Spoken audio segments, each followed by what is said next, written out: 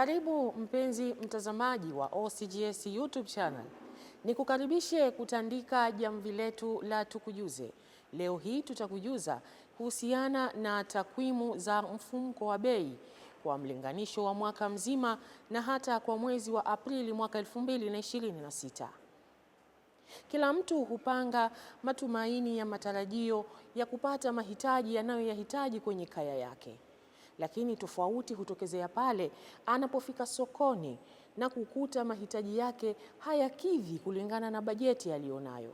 Hii inasababishwa na mfumuko wa bei.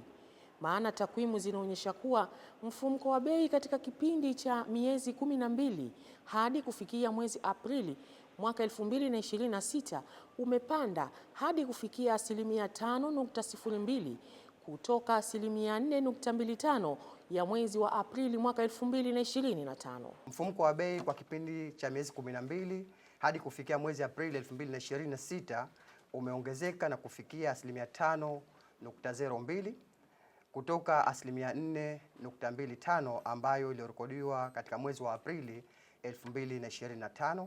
Hapa tumelinganisha 2026 Aprili na 2025 ya Aprili ya mwaka uliopita. Lakini pia aidha takwimu hizo zinaonyesha pia mfumuko wa bei kwa mwezi wa Aprili nao umeonekana kuongezeka kwa 1.11 ikilinganishwa na 0.26 ya mwezi wa Machi mwaka 2026.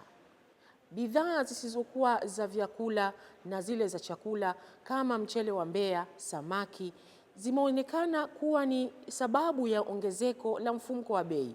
Lakini pia sasa hivi tumekuwa ni mashahidi wa ugumu wa sekta ya usafiri ambayo inatokana na ongezeko la bei ya mafuta ya petroli na dizeli, ambapo kwa kiasi fulani yamechangia sana kuwa na mfumuko wa bei kwa kiasi kikubwa.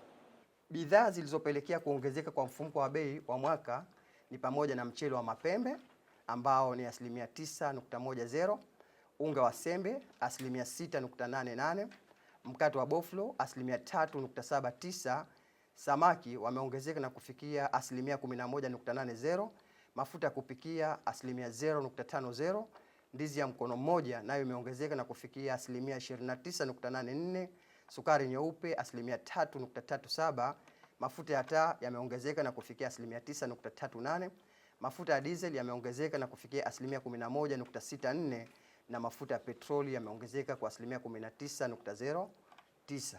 Mpenzi mtazamaji, sisi kwa leo hatuna la ziada kukuletea.